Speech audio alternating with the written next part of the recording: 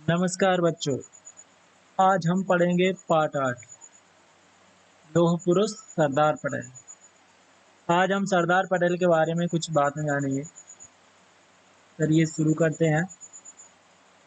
मैं Gurukulam public school के इस चैनल में फिर से स्वागत करता हूं क्लास में। बच्चों, जिस किसी ने यदि बुक्स ना ली हो, पुस्तक ना ली हो, पुस्तकों का सेट यदि ना लिया हो अभी तक, तो वह स्कूल से जल्द ले ले।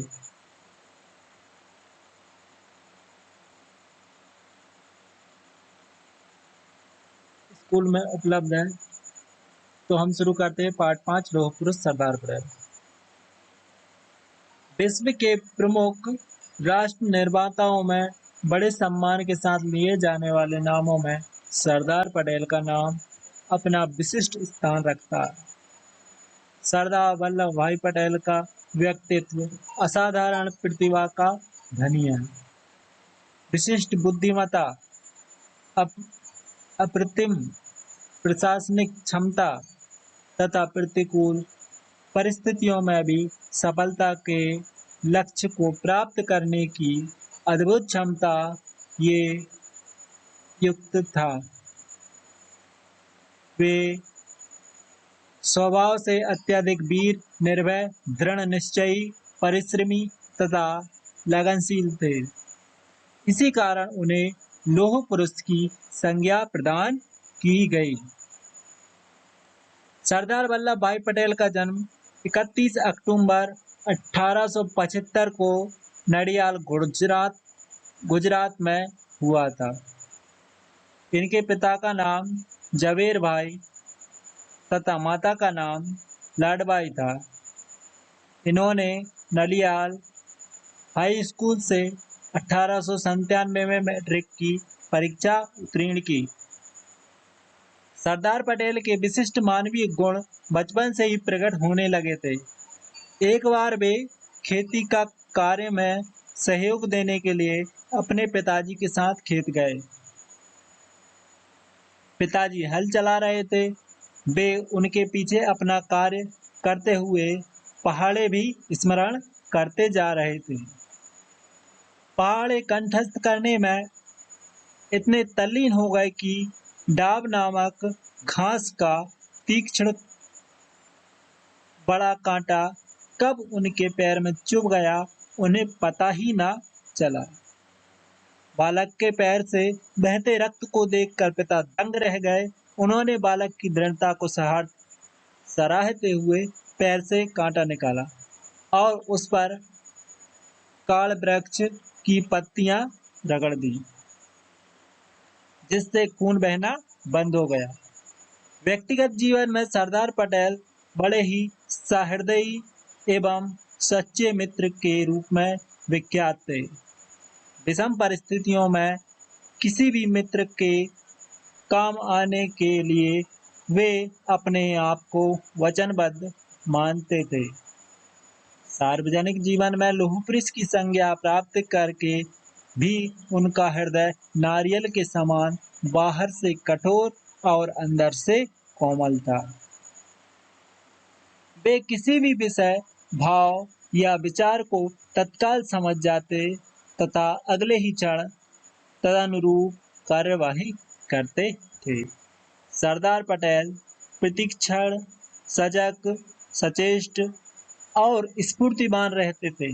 वे स्वस्थ हो या अस्वस्थ, सोते हो या जागते, हर क्षण हर स्थिति में उनका ध्यान राष्ट्र में तत्कालीन महत्व की समस्या एवं उनके समाधान पर ही लगा रहता था। स्वतंत्रता संग्राम काल में सत्याग्रह आंदोलन एवं बारडोली में किसानों को संगठित कर लगान माफ कराने जैसी उल्लेखनीय सफलताओं में आपका महत्वपूर्ण योगदान रहा। तभी से जनता आपको सरदार के नाम से संबोधित करने लगी। राष्ट्रहित के लिए अर्जित बड़ी बड़ी सफलताओं के कारण सरदार पटेल ने जितनी महानता अर्जित की उससे कहीं अधिक अपने मानवीय गुणों के कारण वे महान बने। उनके पास हाजिर जवाबी तथा विनोद प्रियता का अक्षय और असीम कोश था। अपने सहायकों और अनुयायियों के द्वारा कभी कोई अपराध हो जाने पर भी वे उन पर कृपा किया करते थे। वे उनकी देखभाल और चिंता पितृवत करते थे, यानी पिता के समान करते थे चिंता। वे एक बार जिस पर विश्वास कर लेते फिर कभी भी उस पर संदेह नहीं करते थे। विश्वास से विश्वास उत्पन्न होता है। सरदार तथा उनके अनुयायियों के परस्पर मधुर संबंधों का यही रहस्य है। सरदार पटेल सुनते अधिक थे और बोलते बहुत कम थे। वे जब बोलते थे तो किसी महत्वपूर्ण कार्य के क्रियान्वयन की घोषणा करते थे, जो मानो युद्ध घोष के समान ही होता था। किसी भी विषय पर उनकी सहमति प्राप्त करना आसान नहीं था। पूरी तरह चिंतन मगन करके ही वे अपनी स्वीकृति प्रदान करते थे। भारत के 150 वर्ष के दास्ता काल में पटेल जैसा व्यक्तित्व उत्पन्न नहीं हुआ, जो मनुष्य की अंतर्निहित शक्ति को पहचानने में गलती न करते हुए कार्य करे तथा उसकी विस्तृत रूपरेखा एवं संभावनाओं को भांप सके। सरदार पटेल का मस्तिष्क संकेतात्मक ज्ञान कोश के समान था। ऐसा प्रतीत होता है मानो उनके मस्तिष्क में प्रत्येक बात अपनी सूची के अनुसार लेबल लगा हुई व्यवस्थित रखी रहती थी और अवसर आते ही तात्कालिक निर्णय के साथ शीघ्रतापूर्वक प्रकट होकर अपना कार्य करती थी। किसी भी बिंदु के छूटने की कहीं कोई संभावना नहीं रहती थी। छठी विद्रोहियों को विनयानुसार में लाना उन्हें भली प्रकार से आता था। उन्होंने कभी भी शक्ति प्राप्त करने की लालसा नहीं की। वह तो उनके हाथ में बलात् थमा दी जाती थी। किसी भी कार्य को पूर्णता के अंतिम क्षण तक वे अपने आप को पर्दे के पीछे ही रखते थे, किंतु जिस युद्ध का उनको सेनापति बनाया जाता उसमें उनकी आज्ञा अंतिम होती थी। विरोधी व्यक्तियों अथवा दलों की निर्बलताओं को स्मरण रखकर वे अपने मस्तिष्क में सावधानी पूर्वक लेखा जोखा रखते थे और उसी के द्वारा वे अपने विरोधियों को पछाड़ दिया करते थे। स्वतंत्रता प्राप्ति के पश्चात प्रथम गृह मंत्री के पद को सुशोभित करते हुए जो महत्वपूर्ण कार्य सरदार पटेल ने किए उनमें से प्रमुख हैं देशी रियायतों का एकीकरण। अंग्रेज भारत छोड़ते समय 500 से अधिक रियायतों को स्वतंत्र छोड़ गए थे। स्वतंत्र भारत के सामने इनकी समस्या ने विकट रूप धारण कर लिया था। सरदार पटेल ने अपनी कुशल राजनीतिक सूझबूझ से इन सभी रियायतों का एकीकरण करके उस समस्या का निदान चुटकियों में कर डाला। सरदार पटेल एक उदार नेता, विनयशील, अनुयायी, कृपालु, मित्र एवं श्रेष्ठ राष्ट्र निर्माता थे। वे अपने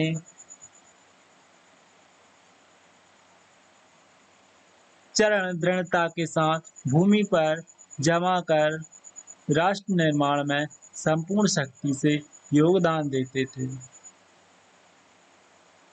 जीवन के अंतिम दिनों में वे अस्वस्थता काल में चिकित्सकों द्वारा चेतावनी देने पर भी कि उनकी स्थिति खतरनाक है, पूर्ण विश्राम करें, बिना रुके निरंतर कार्य करते रहे, क्योंकि उनकी यह महती आकांक्षा थी कि भारत अपनी स्वतंत्रता की रक्षा करने में सबल और सुयोग्य बन जाए। उनकी भावना थी कि पूर्व में किया गया श्रम तो स्वराज्य के लिए था, किंतु आज जब हमें स्वराज्य प्राप्त हो गया है, उससे भी अधिक श्रम की आवश्यकता स्वराज्य के लिए है। तभी भारत का उत्थान सही अर्थों में हो सकेगा और तभी स्वतंत्रता के लिए किए गए त्याग और बलिदान का सार्थकता होगी। यह थी सरदार पटेल की कहानी, किस प्रकार उन्होंने संघर्ष किया। तत्कालीन मतलब उस समय का, है ना। और सर्वसत्ता मतलब संपन्न, मतलब पूर्ण प्रभुता प्राप्त, पूर्ण प्रभुता प्राप्त, पूर्णतः आजादी। अनुयायी मतलब होता है पीछे चलने वाला, मत को मानने वाला। अप्रीतम मतलब बेजोड़, अनुपम। छठी मतलब जिद्दी, हठी मतलब जिद्दी। महती आकांक्षा, बड़ी इच्छा। तो अनुभव विस्तार देखते हैं हम इसमें। सही शब्द चुनकर जोड़ी बनाइए। लौह पुरुष कौन थे? सरदार पटेल, महात्मा गांधी, देशबंधु चित्तरंजन दास, लोकमान्य गंगाधर बाल गंगाधर तिलक। ठीक है। अब दिए गए विकल्पों में से सही शब्द चुनकर रिक्त स्थानों की पूर्ति कीजिए। सरदार पटेल को खालिस्तान कहा जाता था। क्या कहा जाता था? लौह पुरुष कहा जाता है। अब सरदार पटेल के खालिस्तान बचपन से ही प्रकट होने लगे थे। क्या? प्रमुख गुण या आगत गुण? सरदार पटेल के खालिस्तान बचपन से ही प्रकट होने लगे थे। प्रमुख गुण या आगत गुण? तो इसमें दिया है विशिष्ट मानवीय गुण बचपन से ही प्रकट होने लगे थे। विशिष्ट मानवीय गुण। तो आगत गुण, आने वाले गुण। ठीक है, आने वाले गुण बचपन से ही प्रकट होने लगे थे।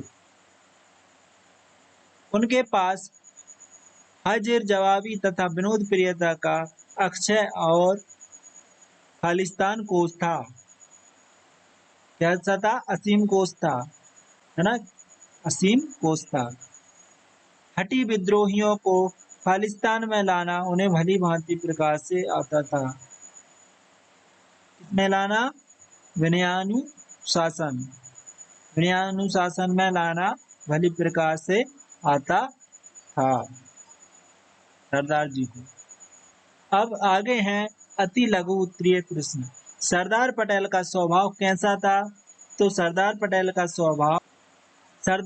का स्वभाव अत्यधिक वीर, निर्भय, दृढ़ निश्चयी और परिश्रमी और लगनशील था। सहायकों तथा अनुयायियों द्वारा भूल करने पर सरदार पटेल क्या करते थे? तो अपने सहायकों तथा अनुयायियों द्वारा भूल करने पर सरदार पटेल उन पर कृपा ही करते थे। वे उनकी देखभाल और चिंता पिता के समान करते थे। सरदार पटेल ने गृह मंत्री के रूप में कौन सा महत्वपूर्ण कार्य किया? सरदार पटेल ने गृह मंत्री के रूप में देशी रियायतों के एकीकरण का महत्वपूर्ण कार्य किया। सरदार पटेल की प्रबल आकांक्षा क्या थी? तो सरदार पटेल की यह प्रबल आकांक्षा थी कि भारत अपनी स्वतंत्रता की रक्षा करने में सबल और सुयोग्य बन जाए। आगे है, पटेल की सरदार की उपाधि कैसे मिली? पटेल को सरदार की उपाधि कैसे मिली? तो स्वतंत्रता संग्राम के समय में दिए गए उनके महत्वपूर्ण योगदानों के कारण पटेल को सरदार की उपाधि मिली। अब देखिए लघु उत्तरीय प्रश्न। सरदार पटेल को लौह पुरुष क्यों कहा जाता है? तो इसका उत्तर होगा कि सरदार पटेल का व्यक्तित्व बड़ा ही बेजोड़ था। उनकी प्रतिभा बड़ी ही अद्भुत थी। उनकी बुद्धि अत्यधिक आकर्षक थी। उनकी प्रशासनिक क्षमता प्रशंसनीय थी। वे कठिन परिस्थितियों में भी सफलता को प्राप्त ही कर लेते थे। यही नहीं, उनका स्वभाव भी बड़ा अद्भुत था। वे वीर, दृढ़ निश्चयी, निर्भय, मेहनती और उत्साही थे। इन्हीं विशेषताओं के कारण पटेल को लौह पुरुष कहा जाता है। सरदार पटेल का अपने अनुयायियों के साथ व्यवहार कैसा था? तो सरदार पटेल का अपने अनुयायियों के प्रति बड़ा ही सरस और उदार था। वे उनके द्वारा कोई गलत कदम उठाए जाने पर भी उन्हें माफ कर देते थे। उन्हें प्रेम पूर्वक समझाते थे। उन पर वे अपनी कृपा हमेशा किया करते थे। इसलिए उनकी देखभाल और चिंता वैसे ही करते थे जैसे एक पिता अपनी संतान के प्रति किया करता है। अब सरदार पटेल किस गुण के कारण अपने विरोधियों को पछाड़ दिया करते थे? तो उत्तर होगा कि सरदार पटेल को जिस युद्ध का सेनापति बनाया जाता, उसमें उनकी ही आज्ञा अंतिम होती थी। उसके दांव पेच को भी अच्छी तरह जान लेते थे। इससे युद्ध की कला दिखलाते हुए अंतिम चोट करने में सफल हो जाते थे। उनकी यह भी बहुत बड़ी विशेषता थी कि वे अपने विरोधी व्यक्तियों अथवा अन्य राजनीतिक दलों की कमजोरियों को अच्छी तरह से जानते थे। उन कमजोरियों को अपने दिल दिमाग में अच्छी तरह से बैठा लेते थे। फिर उनके देश में अपने विरोधियों को पछाड़ दिया करते थे। अब भाषा की बात। बोलिए और लिखिए। व्यक्तित्व, यद्यपि, परिलक्षित, तत्कालीन, सार्वजनिक, प्रशंसनिक, उल्लेखनीय, कृपालु, विनोद प्रिय। आप सही वर्तनी वाले शब्दों पर गोला लगाइए। तो जो सही है उस पर हमें गोला लगाना है।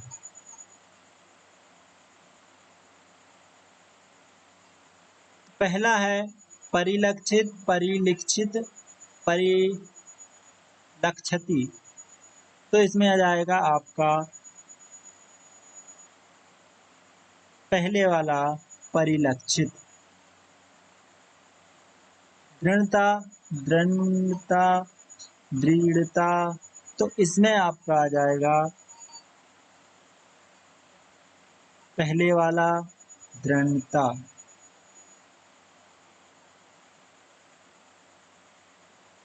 अब इसमें आएगा आपका कौन सा वाला सही है? ईर्ष्या। आपका आएगा इस सेकंड वाला, दूसरा वाला, ईर्ष्या। व्यक्तिगत, व्यक्तिगत, व्यक्तिगत। इसमें आपका आएगा पहले वाला व्यक्तिगत।